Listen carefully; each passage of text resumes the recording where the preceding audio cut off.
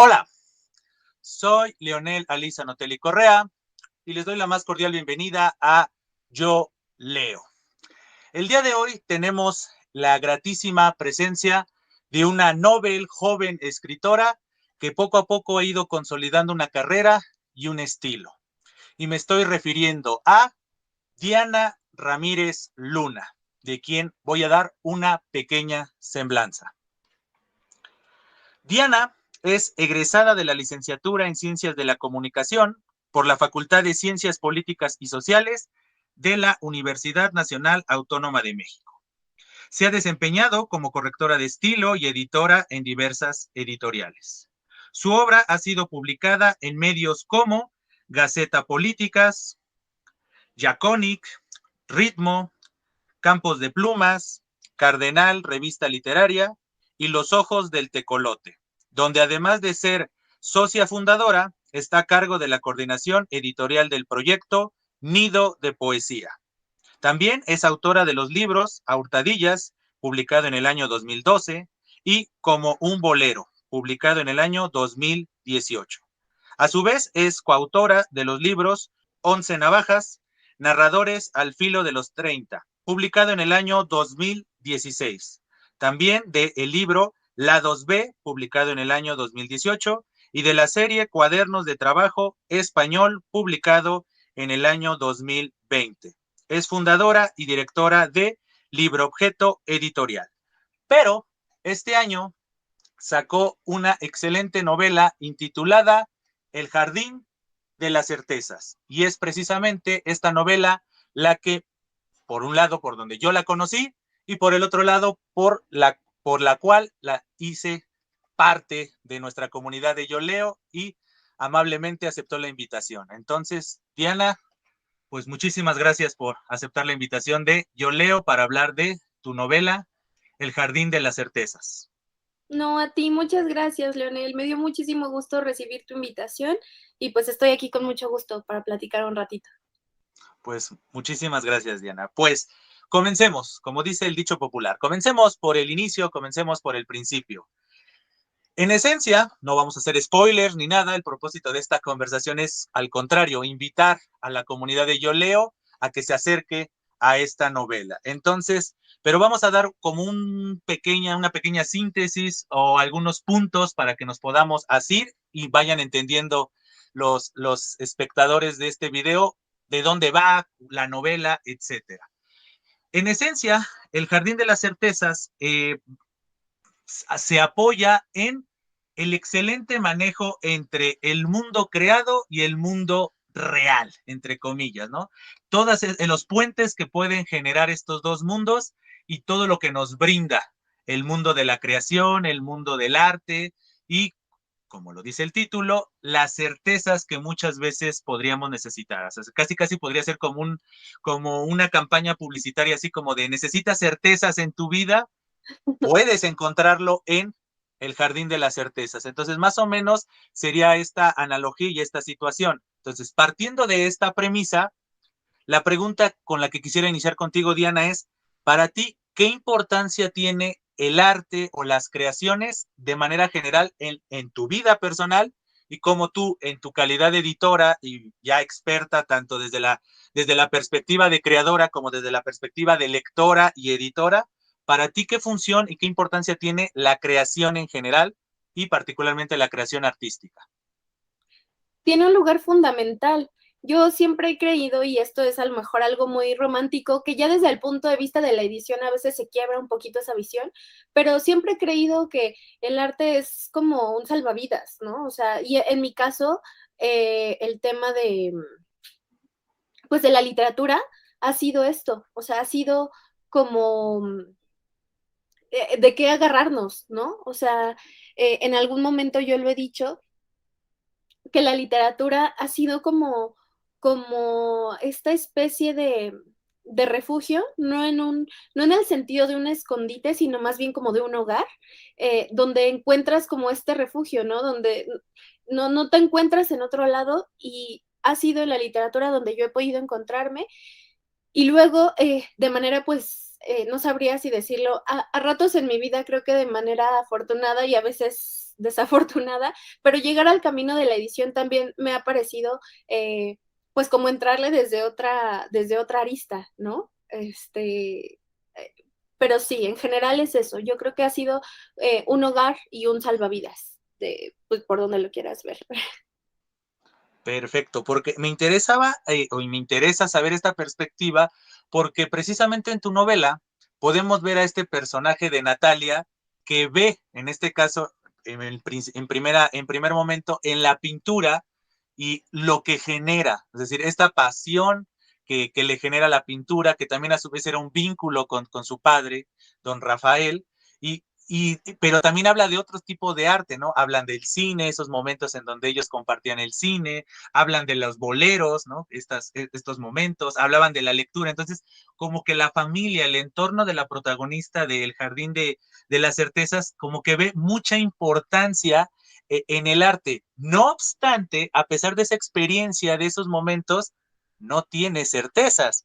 Y entonces va a llegar un momento en la novela en donde tiene que descubrir, tiene que, por decirlo así, hacer este gran descubrimiento de su vida, que son las certezas. Entonces, por eso, este transitar poco a poco de Natalia que vamos viendo, este cambio de la Natalia del principio con la Natalia que vamos a ver al final, pero insisto, no vamos a hacer spoilers, pero se puede adelantar un poco que si hay un cambio, no sé si hay un cambio como debe de ser, o sea, toda historia, toda persona, toda vida, pues uno no es el mismo cuando nace que cuando muere o cada una de las etapas que vamos viviendo, pues vamos cambiando, vamos generando experiencias, vamos generando perspectivas. Entonces, por eso te preguntaba un poco tu percepción de la importancia del arte, porque se ve reflejado de una manera u otra en tu novela, de manera particular. No vamos a hablar en estos momentos de tus otros textos, de los que hice saber en tu reseña, mejor dicho, en tu semblanza. Vamos a concentrarnos en la novela. Y entonces yo veo en el Jardín de las Certezas, veo muchos aspectos importantes de las denominadas novelas de formación. Es decir, estos personajes que tienen como un estilo, un modus vivendi, de repente aquí en el Jardín de las Certezas sí aplica la frase ya hecha de la noche a la mañana, esas certezas se cambian de manera fundamental, así de bote pronto, y a partir de ese momento y por otras situaciones que ocurren en este mundo paralelo del jardín, comienza a adentrarse en una nueva aventura, Natalia, en miras de su descubrimiento, el descubrimiento de quién es ella, saber ya a ciencia cierta quién es, qué quiere, hacia dónde se dirige. Entonces, ese aspecto del descubrimiento a mí es lo que yo más destaco y todavía para apuntalar más y generar el interés que amerita esta novela, lo haces a partir de una metáfora. Es decir, como que tu novela está en todo momento lleno de metáforas, lleno de analogías y de situaciones que precisamente generan este vínculo entre la realidad y la ficción. Entonces, otro punto que quisiera que tú desarrollaras es para ti, ¿qué importa? ¿Cómo podríamos decirlo? Para ti la ficción, para ti el arte y lo que significa el arte, este mundo de posibilidades, este mundo de creación, estas perspectivas, ¿tú crees que pueden consolidar la realidad o simple y llanamente es una realidad alterna? Eso es lo que quisiera saber ¿cuál es tu percepción al respecto?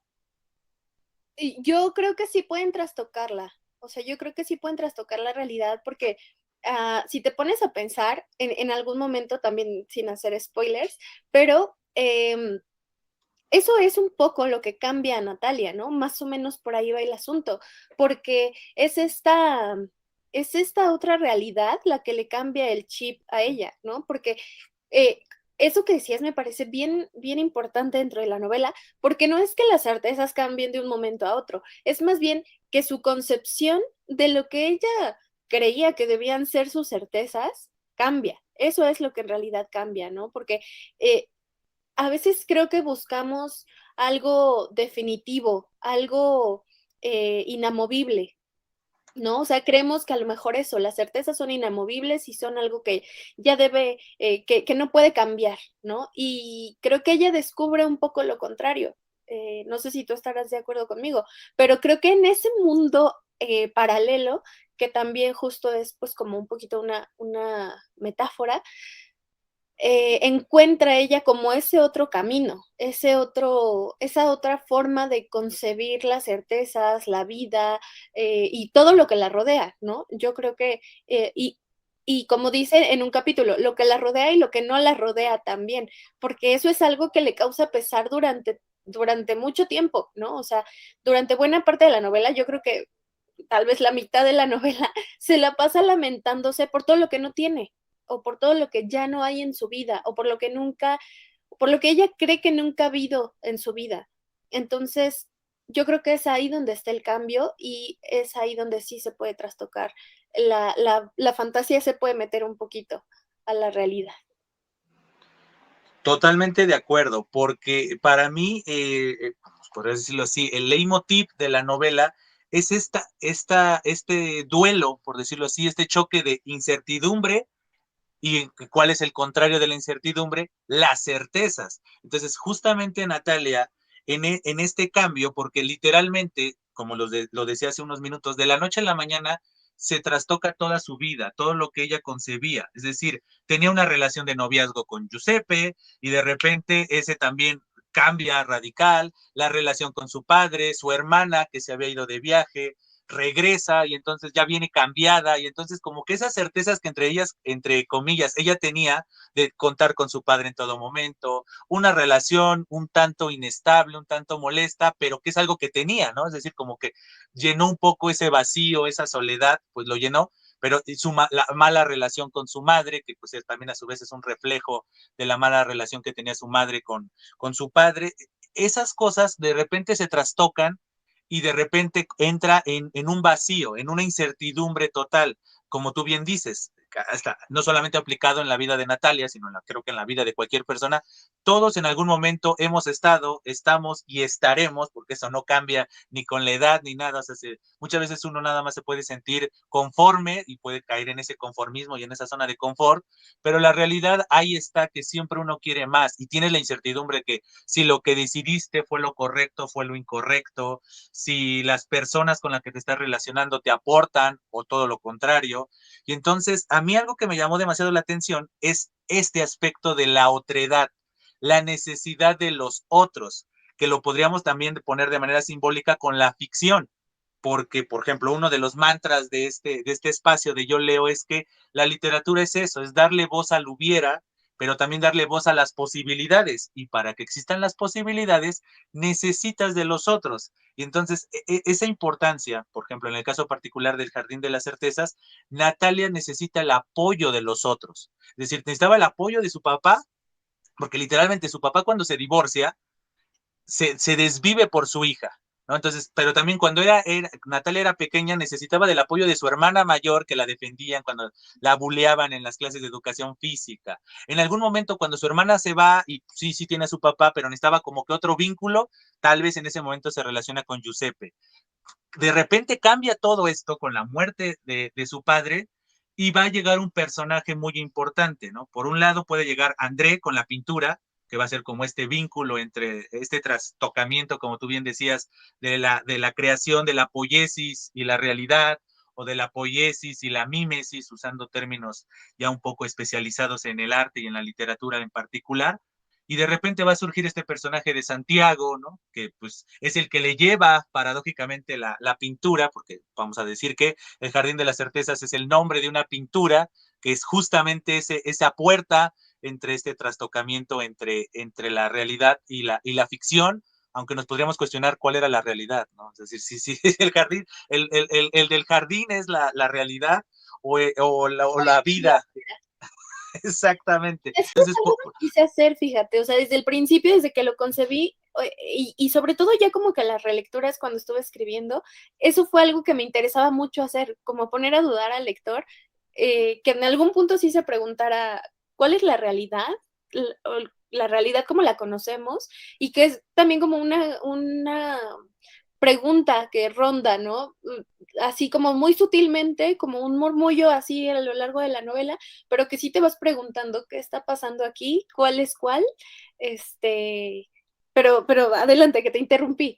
sí, no, no, no, y es que eso que tú mencionas me lleva un poco a la importancia, como lo decía, de la otredad. O sea, por ejemplo, hay una parte en la novela donde dicen, cito, al no contar con la certeza de los otros, nuestra realidad se vulnera.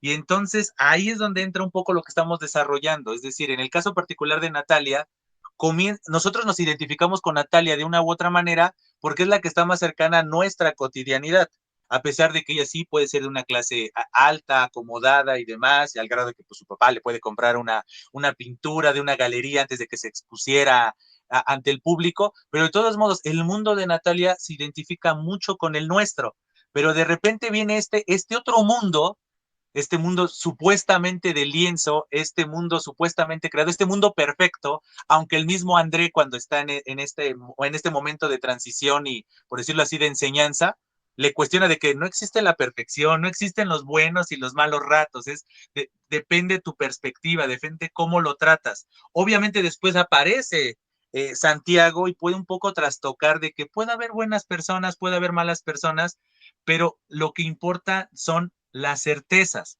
Saber, aunque tengas un mal rato, tener la certeza de que estás viviendo un mal rato, pero a su vez puedes tener esta contracara de que los malos ratos pueden ser solamente un momento, es como si fuera una parábola y pues ahorita estás en el punto bajo, pero después va a ir subiendo o haciendo la otra analogía famosa de la rueda, ¿no? De la rueda de la fortuna, a veces te toca arriba, a veces te toca en medio y a veces te toca abajo. Esas situaciones, esas perspectivas de la otredad creo que son muy importantes y más cuando estás en una etapa de como de descubrimiento, como decía yo un poco, lo que veo en tu novela es esa tradición de las novelas de formación, de que la Natalia del principio que estaba muy cobijada por la otredad paradójicamente, o sea, su padre, su hermana, su pareja, su misma condición en el trabajo, ¿no? Que ella tenía el talento y entonces para la publicidad, todas esas situaciones siempre estaba cobijada por alguien más. Incluso ella misma no se reconocía sus talentos, sus grandezas, su belleza, todo eso no lo reconocía y siempre necesitaba del otro, hasta incluso, ¿no? Cuando el papá le daba esto, le desacomodaba el cabello y ella misma lo sentía como un símbolo de aprobación, así como de, cada vez que me despeinaba era como este signo de aprobación, era como un valor simbólico, pero cuando pierde ese valor simbólico, automáticamente entra en este como nihilismo, no entra en esta nada de que no quiero nada, no sé nada, se cuestiona todo, y por qué mi padre tal vez le habló a mi hermana antes de morir y no conmigo, y qué se habrán dicho. Entonces, todas esas incertidumbres se van acumulando, pero llega ese momento de descubrir otro mundo, que en este caso es el jardín, y a partir de ahí comienza ese viaje no solo hacia el mismo jardín, que es este mundo que, como tú bien dices, juegas con esta dicotomía de que el jardín es nuestra realidad o la realidad que vivía, como que Natalia vivía tal vez en su mundo, como decimos normalmente, pero en realidad su mundo, Sí, exactamente. es un poco esta parte donde sucede la escena del río, donde ella no cree, ¿no? Donde André le explica que, pues, si ella no cree en el jardín, esto se va a derrumbar, ¿no? Y entonces ahí es donde ella decide dar como este salto y que se vincula un poquito con los sueños que tenía en la infancia, con su hermana y tal. Eso me parece algo bien importante para el lector en términos de que se pregunte, espera, ¿qué está pasando aquí? Me parece que ese es como un poquito un punto de quiebra en la novela, porque entonces ahí es donde nos empezamos a cuestionar de verdad cuál es la realidad sin que nadie nos lo pregunte. Es decir, nosotros solitos lo empezamos a cuestionar. Sí, porque justamente esta escena que tú compartes, cuando Natalia se avienta hacia este lago, hacia este mar, y de pronto, pero al mismo tiempo está escuchando la voz de su mamá y de su hermana, ¿no? O sea, tiempo después, entonces viene esta dicotomía de regreso al mundo donde pues yo creía que era la realidad, o está esta solicitud de André de no me abandones, te necesito, y entonces está esta dualidad de normalmente Natalia era quien necesitaba siempre. Tal vez nunca, porque no se menciona hasta ese momento en ese episodio que bien mencionas, nadie la había necesitado a ella. Siempre ella era la que necesitaba. Y de repente André, porque tiene esta amenaza de que si no cumple los requisitos que le había dado el rector y la oportunidad que le da la esposa del mismo rector del jardín, dice, te necesito porque si no, va a desaparecer todo esto y en consecuencia voy a desaparecer yo en el caso del pintor y como el vínculo puente y que también es un valor simbólico, ¿no? Que sea un puente y al mismo tiempo Andrés un puente y entonces y existe estas voces de la hermana y de la mamá de despierta, Natalia y demás. Existen todos esos puentes y entonces ahí es como, también yo lo veo de manera simbólica, es como lo que muchas veces tenemos que, son las decisiones que tenemos que tomar. Estamos casi parados frente a muchos senderos y es, ¿qué camino tomar? Porque literalmente el camino que tomemos va a hacer desaparecer los otros, porque tal vez ya no vamos a tener la edad, voy a poner la analogía que muchas veces vivimos, a los 17, 18 años, ¿qué carrera voy a estudiar? Y automáticamente ya estás con la decisión que tomes, sí puedes recular y volver, pero el tiempo ya no regresa. Entonces, de tajo borraste las posibilidades y las oportunidades que hubieras vivido si a los 17 hubieras escogido otra carrera de la que escogiste. Incluso la misma pareja, ¿no? Uno muchas veces hace sus inventarios existenciales y dices, oye, ¿qué hubiera pasado si me hubiera animado tal vez, ¿no? A declararle mi amor a esa persona o viceversa? ¿Qué hubiera pasado si hubiera cortado esa relación que ya estaba dando señales de que no iba a funcionar? Ese tipo de incertidumbres se vive en esa primera parte, porque es el final de la primera parte de la novela, cuando vive ese desengaño, ¿no? Porque ya había habido una primera experiencia donde ellas pueden, por decirlo así, escapar, ¿no? O sea, de Natalia se puede escapar y André pierde la primera oportunidad de generar este vínculo entre mentor y pupila o como se le quiera referir, pero ya en esta segunda oportunidad es como que tal vez a André le da la primera certeza así de, ¿crees que es un sueño? ¿No? Entonces la va diciendo y entonces ella se empuja y recordando muy bien los sueños de la infancia, que cada vez que ella se sentía caer, pues se movía y despertaba y pues bueno, ahora ya no está la hermana con la que hacían estos diarios y comentaban los sueños. Ese tipo de situaciones creo que lo logras de muy buena manera, porque por eso decía que tu novela es como una metáfora de esta necesidad del ser humano de tener certezas. Y entonces tú, en tu caso particular, mencionas la importancia, por un lado, de la otredad y que a veces esa otredad se ve reflejada en las artes, porque como lo decíamos, Natalia veía cine, leía libros, escucha canciones, la pintura, pues en este caso es una parte fundamental, porque hasta incluso cuando se enamora a primera vista del Jardín de las Certezas, ¿no? Porque ella tenía que escoger una pintura que quería para su regalo de cumpleaños, todas esas situaciones como que reflejan la importancia. Y obviamente después va a llegar el personaje de Santiago, que es como que va a ser el que va a romper todo y que a veces pues sigue un poco la tradición y la historia humana de la importancia de las relaciones humanas. Podemos llamarle amor, porque nosotros también podemos basarnos en la tradición y hay distintos tipos de amor. El amor a la familia, el amor a los amigos, el amor hacia una pareja y demás. Entonces no vamos a decir, en este caso pues sí puede ser una relación amorosa entre Santiago y Natalia particular, pero nosotros las relaciones interpersonales, otra vez, la relación con la otra edad es fundamental. Entonces, yo recordaba en algún momento cuando estaba leyendo tu novela, recordaba, por ejemplo, La historia interminable, la importancia de la fantasía en relación con la consolidación de una persona. En este caso era un niño, Bastian, que era vejado y era insultado, y entonces en este libro que cobraba vida a partir del acercamiento con él. Aquí en este caso no es que Natalia le dé vida al jardín de las certezas, pero si ella no interviene, este jardín de las certezas que no fue creado por ella, pero puede desaparecer por ella. Y entonces, esa es otra cosa que es este ida y vuelta otra vez. O sea, así como nosotros necesitamos de la otredad, tenemos que ser conscientes de que nosotros somos los otros De, para los otros de los demás. Entonces, por eso, ¿qué piensas tú o cómo lo fuiste planeando para generar esta buena dicotomía y esta toma de conciencia de la importancia de los otros, pero que a su vez uno genere conciencia de que los demás también te van a ver como un otro y en consecuencia como alguien necesario en sus vidas? ¿Cómo lo pudiste ir esquematizando o tú ya lo tenías muy claro o la novela te fue llevando hacia esas certezas narrativas?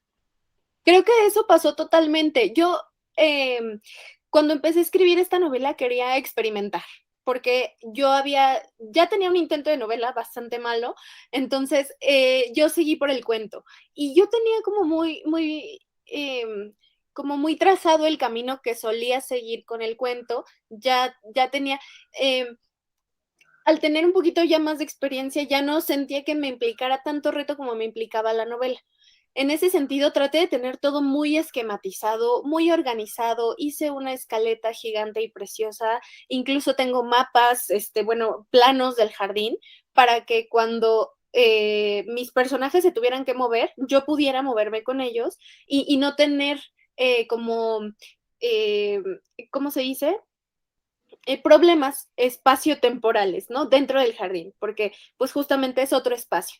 Entonces, tenía todo tan bien, dentro de todo, muy bien planeado, pero esto fue algo que sí fue surgiendo sobre la marcha.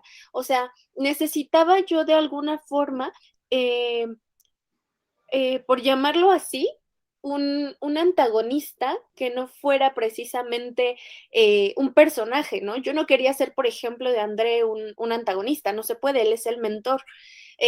Tal vez un antagonista por ahí podría ser Verania, ¿no? Pero yo quería hacer esto, más bien como un antagonista que fuera algo pues superior, por así decirlo, ¿no? Sin poner como una entidad o algo. Y en este caso, pues era el tiempo, por una parte, el tiempo que bien dices, pues no vuelve, y entonces iban contra reloj. Toda la estancia que Natalia vive dentro del jardín, pues están como que contra el tiempo, ¿no? Aunque ellos no creen en el tiempo como tal, pero están como a contrarreloj. Y por otra parte, pues sí, esto, o sea, de la anulación a partir de no existir para los otros o de la no creencia de los otros, me pareció como pues la mejor forma de poder destruir al jardín, ¿no? O sea, de crear un antagonista no para Natalia, sino para el jardín. Entonces, pues creo que ahí encontré como esa clave y me encanta aparte escuchar cuando alguien lee la novela, porque encuentro incluso yo vínculos o algunas interpretaciones que ni siquiera yo les había dado y que me parece maravilloso, ¿no? Por ejemplo, ahorita, y ahorita que estás mencionando tantas cosas, hay detalles que, por ejemplo, he charlado con algunas personas que ya han leído el libro y se quedan un poquito como en lo superficial, ¿no? Y, por ejemplo, ahorita mencionabas como cuando se vio por primera vez con Santiago, que él es quien le entrega el cuadro a Natalia, esta parte de cuando André le pide a Natalia que se quede, o sea, como todas estos detalles que mencionas, a mí me encanta escuchar porque me parece que has hecho una lectura muy, muy minuciosa del libro. Muchas gracias por eso. Y pues nada, no sé ya si respondí la pregunta o ya me fui por otro lado. No, sí, justamente lo que dices, creo que ese es el valor trascendental, es decir, pues bueno, quieras o no, pues uno es filólogo y se dedica a estas cosas, pero creo que el agradecimiento es más para ti que para mí, porque producto tú de tus descripciones y de tus narraciones, como que sí le das ese foco, o sea, sí le das ese foco a las situaciones, es decir, estas situaciones que mencionábamos de la otredad y demás situaciones, muchas veces se tiene que ver en esos aspectos mínimos. Por ejemplo, la relación entre Giuseppe y su suegro. Es decir, esa indiferencia, esa apatía. O sea, la mamá de Natalia lo acepta, el papá no acepta esa relación. Y se ve incluso en la misma relación, ¿no? Don Rafael despidiéndose de nos vemos, joven, sí, con una cierta apatía, pero si pones la decisión de mi hija, yo ya le recomendé que no esté con él, y el otro indiferente, así de, y todavía le llama, sí, Rafael, ¿no? O sea, ese tipo de detalles te van descubriendo la personalidad de cada uno de los personajes. Entonces, y yo partía del hecho, aquí es como experiencia de lector, yo partía del título. Entonces dije, si es el jardín de las certezas, obviamente desde el primer capítulo se descubre que era el título de una pintura. Entonces como que comienzas a descubrir de, esta pintura tiene que tener un simbolismo, entonces como que tú me obligaste desde el título a decir, tengo que prestarle atención a todo eso porque si yo quiero entender, quiero tener las certezas de la novela, pues tengo que prestarle atención a cada aspecto. Entonces por eso esos simbolismos, además de que uno consciente o inconscientemente cuando escribe narrativa principalmente, pues elegir, otra vez llegamos al mundo de las elecciones, elegir a un personaje, elegir una descripción, te va llevando. O sea, por ejemplo, no es nada gratis estas situaciones de los boleros, por ejemplo, ¿no? Porque el mismo bolero tiene un simbolismo, tiene una tradición, tiene una historia, entonces dices, no es gracioso que haya escogido Diana, no, no es gracioso o no es coincidencia, no es de a gratis que haya escogido los boleros por todo el ambiente que generan los boleros. Entonces, la tradición de los boleros, de dónde vienen, qué evoca, normalmente los temas que tocan, los temas que tocan los boleros normalmente son de amor, de pérdida o de una oda a algo o a algún lugar. Entonces, ahí está esta situación del cine, pero no hasta incluso ver el cine de cualquier manera, ¿no? O sea, tendrían que comprarse la Super 8 y la proyección. Entonces dice, como que esa situación de la nostalgia del pasado es muy importante, pero de repente viene la situación y Natalia tiene que pensar en su presente y en su futuro. Su pasado se transforma en su punto de partida, pero no tiene ahora certezas. Es como, otra vez, como la vida de cualquier persona. Tienes, entre comillas, la certeza de qué viviste, pero no tienes la certeza de qué estás viviendo y si lo que estás viviendo hacia dónde te va a dirigir. Entonces, como que de muy buena manera logras eso. Por eso te preguntaba si lo habías hecho de manera consciente, o sea, en ese esquema habías tomado la conciencia no solamente de tiempo y espacio, sino también estas situaciones un tanto metafísicas, ontológicas. Por eso te lo preguntaba si lo habías planeado o se lo fue llevando, se fue llevando o demás. Aparte pasó algo muy, muy chistoso porque no sabría de qué. Pasaron varias coincidencias cuando estaba escribiendo el libro, varias. Entre las cosas que sucedieron fue que yo terminé el libro, digamos, una primera maqueta, podríamos, un primer original, un primer borrador, en un año. En un año ya tenía la historia completa.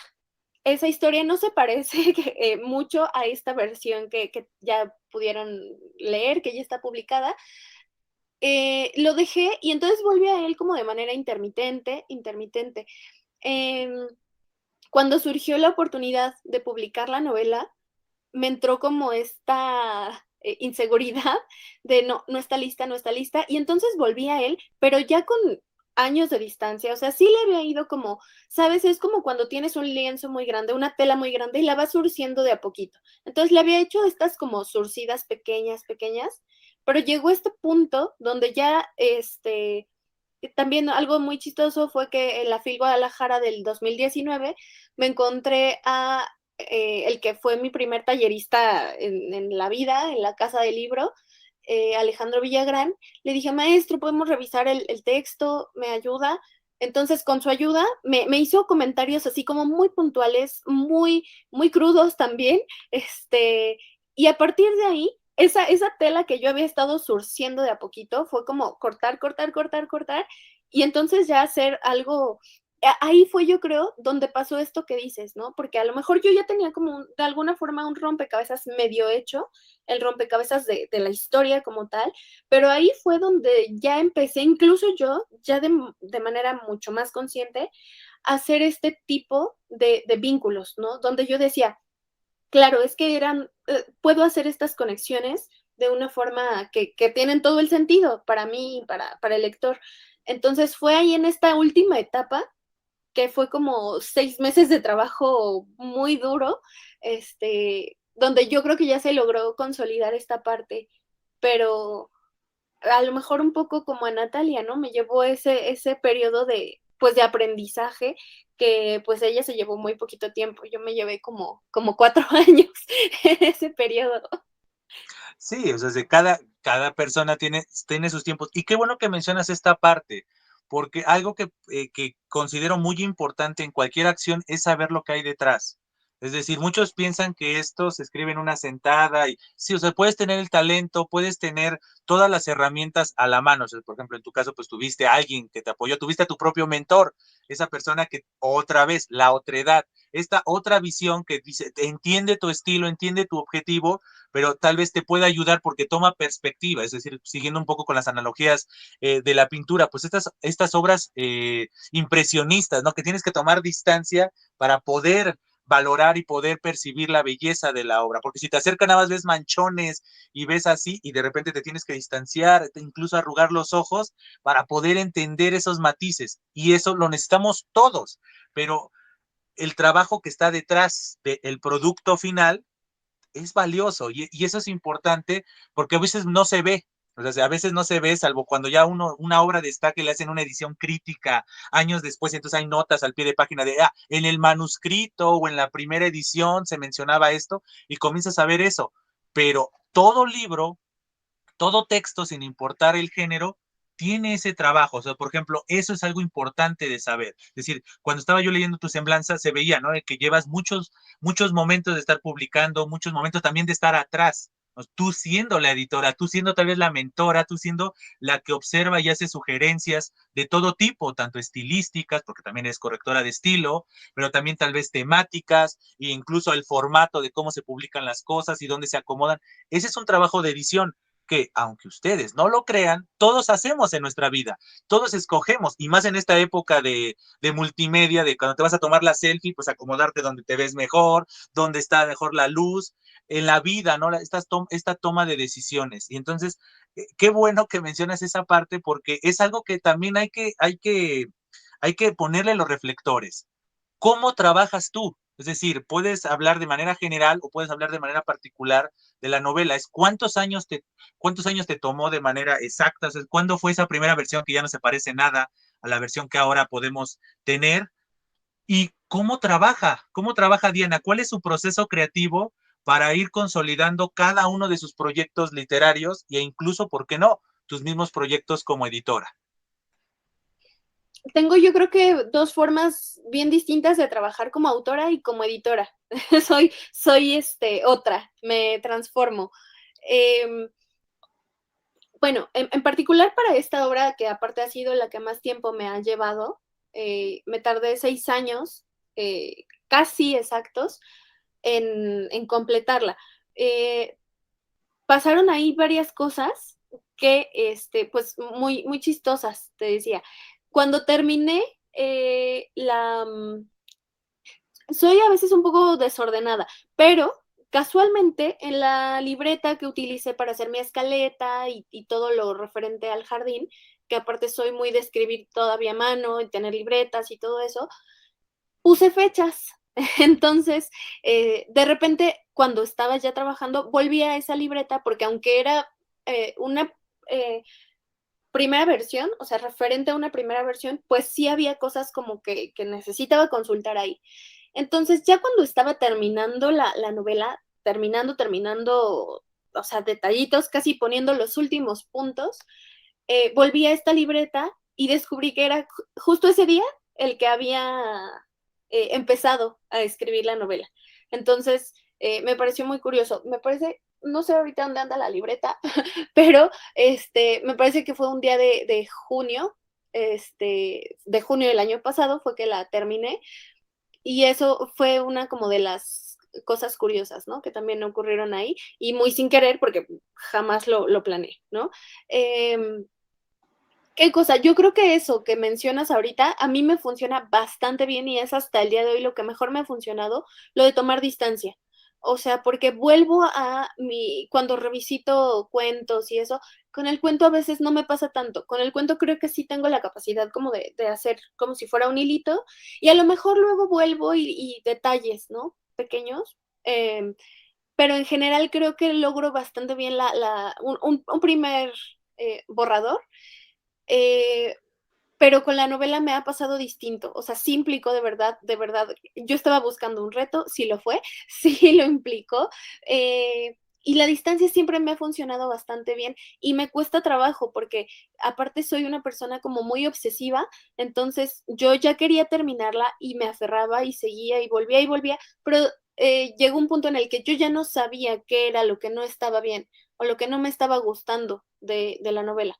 Entonces, fue cuando decidí que necesitaba tiempo con el proyecto y yo creo que las coincidencias no existen, pasó en el mejor momento, ¿no? Esto que te decía de que me encontré con mi ex profesor ahí en la FIL Guadalajara.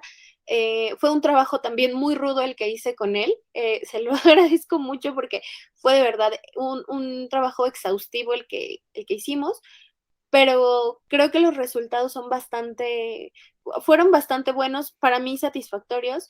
Te cuento que era una de las cosas que más distinguen esas primeras versiones de esto es que las estaciones, tenían nombres de escritores.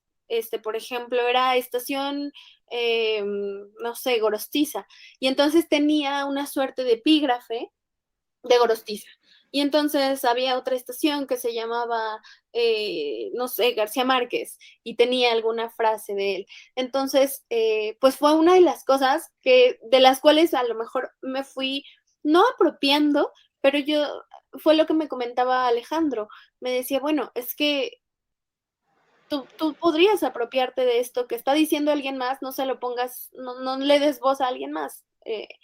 Y fue también un ejercicio muy rico porque conforme iba leyendo los capítulos, resultó un poquito más fácil de lo que pensaba, porque lo leía y decía, claro, esto es de lo que va esta estación, podemos llamarla de esta forma. Y me gustó también mucho cómo ha quedado esta parte de sí apropiarme de esto que eran epígrafes. En general también eso, en mis obras solía poner muchos epígrafes, todos mis cuentos casi tienen epígrafes, y aquí pasaba, ¿no? O sea, estaba como plagado, y al final ya no tuvo nada, ya no tuvo referencia, salvo una o dos que andan por ahí.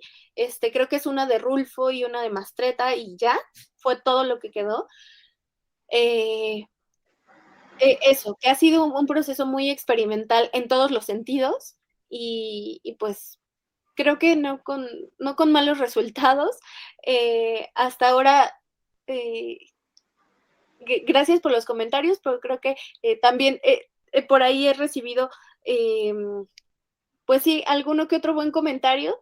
Y me decía hace poquito un amigo, él leyó la novela y la dejó por ahí, supongo, en su casa, y me dijo que su papá la agarró y que le gustó mucho. Entonces, también como esta cosa de llegar a personas de varias edades es algo que me entusiasma mucho, ¿no? Porque incluso en presentaciones, en redes, gente que yo ni siquiera sabía que tenía el libro, y personas mayores, ¿no? Eso me gusta mucho, que me digan que, pues, que los ha atrapado, y porque de pronto creo que podría pensarse como, al ser un libro de descubrimiento, como tú dices, pues es solo como para jóvenes o para quienes sienten que están perdidos. Pues no, porque también pasa esta otra cosa. En algunas presentaciones mencionaban algunos compañeros, compañeras, que generalmente en estas novelas de descubrimiento el personaje suele ser más joven, ¿no? O sea, como, no sé, 14, 15 años, tipo libro salvaje, que es pues como adolescencia, ¿no? Pero yo quise hacer un poco esto de la edad, de ponerle una edad mucho mayor, para decir un poco esto, no importa la edad para estar perdidos, a la edad que sea, nos podemos sentir perdidos, y es un poco lo que le pasa a Natalia, ¿no? O sea, en realidad ella ya es una adulta que no se asume como tal, o que no, aunque es capaz, ella no se siente capaz, y está perdida de un montón de formas. Ese era, creo que, un poquito el mensaje, y tal vez por ahí también va esta onda de que les ha gustado, pues no solo a los muy jóvenes, sino también a otro tipo pues personas de todos los rangos, ¿no? De edades. Sí, y por ejemplo, tú rompiste un paradigma. Natalia tiene 27 años y muchas veces es para los mundos del rock y demás, es la edad trágica y demás.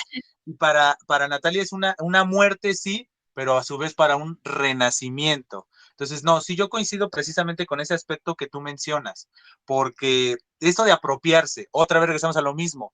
El arte es para percibir, para apreciarlo, ¿no? La intención del arte es la estética, es decir, a su vez, hacernos sentir, no simplemente en el caso de la literatura contarnos historias, mostrarnos perspectiva, sino hacernos sentir algo. Y creo que en tu proceso de creativo lo lograste consolidar, porque tú te apropiaste en un primer momento como que querías darle ese tributo de, mira, aquí está Gorostiza, aquí está Gabriel García Márquez, pero de repente te apropiaste de eso y dijiste, eso es mío, o sea, es mi interpretación, es mi lectura, es mi momento.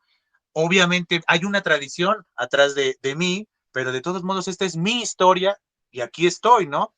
Y estos guiños, estas situaciones de, por ejemplo, para haciendo analogías y que nuestros espectadores entiendan, Podemos ver referencias, como tú bien decías, literarias, de adolescencias y demás, estilo La historia sin fin. Queremos verlo desde una perspectiva tecnológica, Matrix, esa decisión de cuáles de las dos pastillas tomas. Pues acá lo tenemos lo mismo, ¿no? O sea, si te quedas en el jardín o regresas a tu cotidianidad, donde estaba ella triste, depresiva, o vas a darle la oportunidad al jardín que te va a dar certezas. Entonces, estaban esas opciones, ¿no? Por ejemplo, podríamos mencionar desde otra perspectiva, hablando de cine, pues no sé, la rosa púrpura del Cairo, ¿no? Romper la cuarta pared, ¿no? En este caso, pues es adentrarte en la pared, porque está la pintura, por decirlo de alguna manera. Ese tipo de situaciones creo que son lo que hacen encomiable tu novela, y por eso para mí le puede dar el mensaje a todas las personas, porque es una novela de descubrimiento, más que de formación, como lo decía al principio, sigue la tradición un poco de las novelas de formación. Esta no es una novela de formación, porque una novela de formación normalmente se relaciona con un niño, con un adolescente, donde todavía tiene un amplio trayecto. Aquí Natalia ya había consolidado una carrera, ya es un alguien en su industria, ya es un alguien para ella, pero le faltaba ese matiz puntual de la certeza de su existencia. Y esas dudas las tenemos. El ejemplo claro es el mismo padre de Natalia. Dijo, Elena es el amor de mi vida, yo ya no voy a buscar, yo no voy a buscar más. Es decir, el padre de Natalia vio en su hija la oportunidad de seguir brindando amor, de seguir brindando atenciones. Él ya se cerró, él ya no quiso descubrir nuevas personas, descubrir nuevos momentos. Él como que dijo, este es mi mundo, son mis hijas, es mi trabajo y ya no, y Natalia estaba corriendo el riesgo de caer en eso. O sea, tengo mi trabajo, tengo mi pareja que pues no es la mejor del mundo, y de repente tuvo que ocurrirle algo para descubrir a su vez que lo que le faltaban eran certezas. Entonces, por eso para mí coincido totalmente con esto que nos compartes, que la novela puede ir dirigida para cualquier parte. Si la lee un adolescente, la puede ver como una novela de formación. Si la lee alguien de nuestra edad, lo puede ver como una novela que invita al descubrimiento. Y si lo lee una persona mayor que nosotros, lo va a ver también como un descubrimiento. Es decir, la edad no es un límite, no hay límite. La vida es un sendero infinito hasta que, y no sabemos si después de la muerte sigue otro sendero o no, eso yo no tengo la experiencia o el recuerdo, no lo sabemos, tal vez es un sendero infinito y en todo momento se pueden ir aprendiendo cosas. ¿Cuántas personas no se atreven de cierta edad a adentrarse a las redes sociales, a la tecnología, y ahora hasta manejan el Netflix mejor que uno y demás situaciones porque se atreven a hacer eso? No se quedan anclados de, pues yo ya viví mi momento y ahora le cedo el paso a las nuevas generaciones. Para nada. Todos podemos estar descubriendo nuevas cosas, todos podemos tener nuestro jardín de las certezas, que puede ser representado en talleres, en estudios, en personas, en momentos. Nuestro jardín de las certezas ahí siempre van a estar. Siempre va a haber un mentor, siempre va a haber una persona que nos va a brindar algo. Pero bueno, para darle recta final a esto, no sé si te parece, ¿te gustaría leer el primer capítulo de tu novela para Ok. generar una invitación a la comunidad de Yo Leo y vean, conozcan tu estilo y conozcan a los personajes y, por qué no, quieran adentrarse al jardín de las certezas? Claro que sí, con mucho gusto. Me gusta leer desde el... No tienen título, pero es como un preludio, ¿no? No sabría cómo llamarlo. Esa mañana sonó el teléfono. ¿Señorita Natalia? Sí, respondí, aún sin poder despegar los párpados por el sueño y tomando el teléfono a tientas. Hablamos del despacho de su papá. Siento ser yo quien le da esta noticia, pero... La voz titubeó. Don Rafael falleció hace algunas horas. 1. Estación Mapic. Lo que en primera instancia escapa a nuestros ojos suele ser aquello que habrá de marcarnos, la cicatriz de una herida que luego hemos de portar con orgullo. Siempre odié el invierno. Para mi mala suerte, no solo nací en un día frío, sino lluvioso, como cada uno de mis cumpleaños. Ese 15 de febrero no fue la excepción. Aquel día de borrasca fue el presagio de que mis 27 años traerían consigo el caos. Papá entró a mi habitación con un pastel entre las manos y una sonrisa cegadora de tan blanca. Él sabía de sobra que nada me haría más feliz que ese sabor a chocolate y la gran taza de café con leche que él mismo me había preparado. Intenté mostrar madurez, y por primera vez ignoré el pastel para abrazar a ese hombre delgado que, aun con el paso del tiempo, casi no presumía canas en la cabellera. Eres lo máximo, pa. el padre más afortunado por tenerte a ti, mi ojitos de sol. Eso soy. Esa mañana lo abracé tan fuerte que a veces pienso que a partir de ahí germina la memoria, mi verdadera memoria, una memoria hasta entonces negligente, que nada resguardaba con particular esmero. Quizá por eso, a partir de ese día, recuerdo todo con pertinaz claridad. Quizá por eso papá sigue aquí conmigo, porque ahora todo depende de mí. Arréglate y ponte más linda que de costumbre, te tengo una sorpresa. ¿A dónde vamos? Es de mal gusto revelar las sorpresas antes de tiempo, Nat. Mejor date prisa para que lo descubras pronto. ¿Puedo invitar a Giuseppe? Por supuesto, respondió papá con gesto seco. Pa, no seas así, se trata de mi prometido. Ay, hijita, será quien sea, pero ese muchacho me parece de lo más ominoso. Mira que ya tiene más de 30 añitos, no sabe hacer nada más que estirarles la mano a sus padres y ahora pedirte favores a ti. Si no fuera porque intercediste por él en la agencia, ni trabajo tendría el pobrecito. Finalizó con un suspiro que al parecer le provocó alivio. En fin, invita a quien quieras. Hoy tú mandas. Cuando salí de la ducha, mientras me arreglaba, me comuniqué con Giuseppe a la agencia. Sin mucho ánimo aceptó mi invitación para acompañarnos. Por la tarde comí con papá y casi al caer la noche nos dirigimos hacia el norte. Supuse que íbamos a uno de mis lugares favoritos, el MAPIC, Museo de Arte y Pintura Contemporánea. Ahí se llevan a cabo todo tipo de exposiciones de pintura, arte que causa en mí una particular fascinación y por el cual decidí dedicarme a la publicidad, pues al considerarme incapaz de forjar una carrera como acuarelista o muralista y al ver los carteles de Lautrec, Mucha y Gesmar, la promesa de esa posibilidad floreció en mí. Esa noche se inauguraría una de las exhibiciones más esperadas del año, Ventanas hacia el jardín, relacionada con los más exquisitos jardines del mundo. El discurso de bienvenida estuvo a cargo de Emma, la galerista, quien se refirió a la exposición como un cúmulo de oportunidades para mirar hacia diversos lugares del mundo que ni siquiera imaginábamos que pudieran existir. Al finalizar, propuso un brindis. Que las leyes del arte nos rijan siempre, señores. Adelante. En el evento se expuso obra de autores contemporáneos, tanto de pintores noveles como de algunos ya renombrados. Durante el recorrido por el museo estuve pendiente del teléfono para saber si Giuseppe demoraría o estaba por llegar. Sin embargo, no recibí ni una señal de su parte. Es hora de decirte cuál es tu sorpresa, cariño. Vaya, pensé que estar aquí era la sorpresa. Esa es solo una parte. Desde que supe cuánto te entusiasmaba esta exposición, hablé con Emma para pedirle que nos permitiera comprar alguna de las obras expuestas, y aunque no dependía de ella, me prometió negociarlo con el museo. Apenas hace un par de días me confirmó que las autoridades accedieron, siempre y cuando la compra se hiciera hoy, antes de que la exposición quedara abierta al público. Y con un importante cargo extra, seguramente. Ya sabes cómo funcionan las cosas, cariño. ¿Qué le vamos a hacer? Tras relevar, tras, re- Tras revelarme su sorpresa, papá quiso saber cuáles eran mis impresiones acerca de las pinturas, de la exposición en general y cuál era la obra que me interesaba adquirir. He visto un par de cuadros que me gustan, pero ninguno me ha enamorado. Prefiero no decidir aún. Tu decisión me parece no solo acertada, sino sabia, Linda. No te precipites, hay más tiempo que vida, dijo papá, que solía usar dichos populares y frases hechas. Deberías aplicar esa filosofía todos los días. El ejemplo más claro. No estás enamorada de ese pobre muchacho sin oficio ni beneficio y ya lo elegiste como compañero de vida. Guardé silencio para ocultar el escozor que sus palabras me generaban y seguí caminando, pretendiendo que la sentencia de papá no era una plétora de verdad. Al llegar a la parte final de la exposición, me topé con un cuadro como de 2 metros por 1,5 de alto.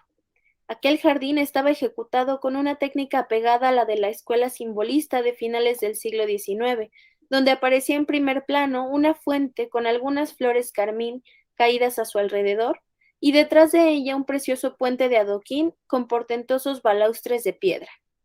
Al fondo se apreciaba algo que parecía una aldea erguida a partir de mimbre, además de decenas de árboles blancos con ramas delgadas y livianas. las cuales formaban parte importante del paisaje. El cuadro me atrajo y causó inusitada curiosidad a partes iguales. Leí la placa. Tenía por nombre El Jardín de las Certezas, y su autor era André Basili, nombre que no me resultó conocido, de manera que lo asumí como un novel pintor. Es este quiero, dije plantada frente al cuadro, contemplándolo como quien mira un recinto sagrado. ¿Estás segura de que este es el cuadro que quieres? Segura, afirmé. ¿Qué tiene de especial además de su tamaño, por supuesto, para haber atrapado así tu atención, mi vida? Preguntó papá al ver mi mirada atónita frente al cuadro. No lo sé. Quizás son sus detalles exhaustivos, la sobriedad del simbolismo o la forma en que el artista empleó la sinestesia. El hecho es que el cuadro me provoca algo que no puedo explicarte, y creo que de eso va el arte, de conmover al espectador. Respondí sin despegar la mirada del óleo. Tienes, tienes razón. El pintor es talentoso. Si bien es cierto que su jardín tiene una técnica impecable, también hay algo en él que trasciende lo visual. Buena decisión, agregó papá y me despeinó el cabello en señal de asentimiento. De pronto apareció Emma, a quien yo conocía desde niña, cuando papá comenzó a llevarme al MAPIC y a su galería privada. La galerista era una mujer alta, de tez blanca y rasgos finos, que siempre vestía con trajes sastres y tacones bajos. Mi padre aprovechó para informarle que queríamos adquirir el Jardín de las Certezas. A su vez, ella nos contó que se trataba de una pieza muy extraña, pues había llegado hasta ahí por medio del propio Basili, quien al parecer tenía mucho interés en que su obra se expusiera, al grado de ofrecer el cuadro por una suma ridícula. La curadora ya tenía la exposición completa. Sin embargo, cuando la llamé para que evaluara la pieza, quedó encantada y la aceptó. Además, claro de que el precio era muy atractivo. Pues qué lástima, agregó papá, porque el trabajo de un artista siempre debe ser bien remunerado, pero sobre todo valorado por él mismo. En fin, ha sido una magnífica decisión incluirlo en la exposición. Nat ha quedado encantada con él.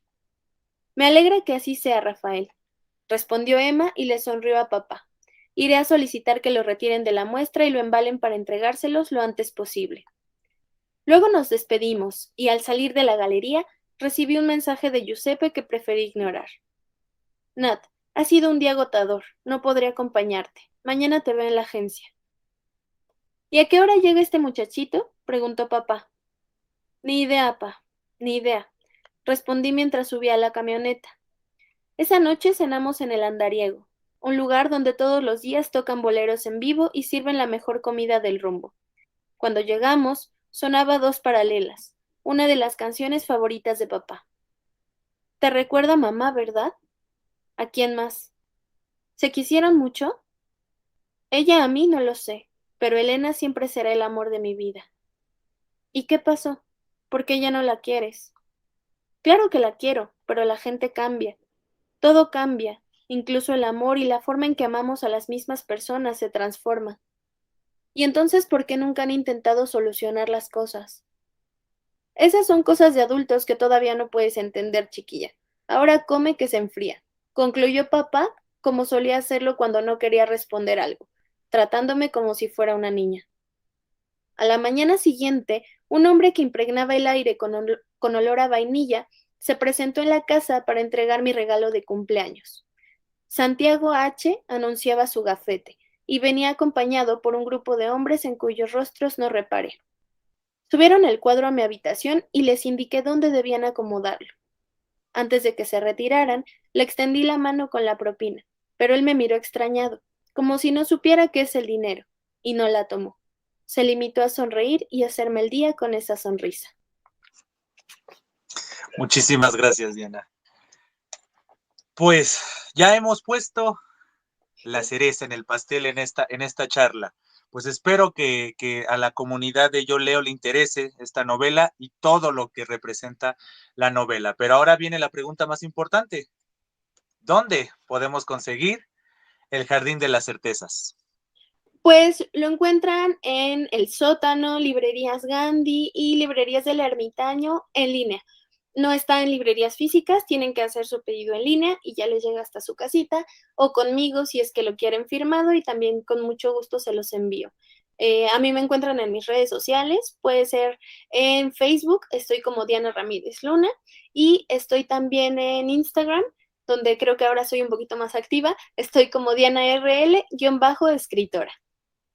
Perfecto, pues muchísimas gracias, Diana, y espero de todo corazón que este sea el primero de muchos libros, de muchos éxitos, porque como bien dices, has tenido una buena recepción, yo lo he podido notar en redes sociales, que, que sí, ¿no? Es decir, tus certezas poco a poco van consolidando las certezas de los que tenemos la fortuna de leerte, y espero que esta novela pues tenga mucho éxito, que se difunda como bien se merece, y por el otro lado que este sea el principio de una serie de proyectos trascendentes, ¿no? Tanto en tu aspecto o en tus proyectos artísticos de creación, a su vez como editora, ¿no? Que también ese es una labor encomiable y una labor valiosa, y más en los entornos en los que nos manejamos, tanto en este país como en estos momentos en el mundo. Entonces, en verdad, muchísimas gracias, Diana, por haber aceptado la invitación, y pues no sé si quisieras agregar algo más antes de despedirnos.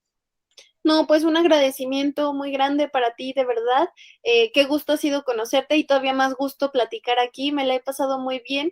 Gracias por tu lectura, de verdad. Estoy sorprendida y siempre es un gusto, ¿no? Saber los lectores qué ven del otro lado de la obra y pues espero que nos veamos pronto. Pues sí, yo espero de igual manera que este sea la primera de muchas charlas. Claro que sí. Pues bueno, pues ahora sí, ha llegado el momento de despedirnos. Pero antes, como siempre, les hago la cordial invitación para que se suscriban al canal, comenten qué les pareció esta probadita del Jardín de las Certezas, si ya conocen la obra de Diana, ya sea que nada más esta novela o cualquiera de las otras publicaciones que referí en su semblanza, o también pueden aprovechar el espacio de comentarios para decir propuestas, sugerencias y todo aquello que le abone a este proyecto llamado Yo Leo. Ya que hablábamos de redes sociales, también les extiendo la cordial invitación para que sigan y estén al pendiente de las redes sociales relacionadas con este canal llamado Yo Leo. Y ahora sí, sin más que agregar por el momento, pues espero que tengan muchas certezas y como siempre les digo, estamos en comunicación. Hasta siempre.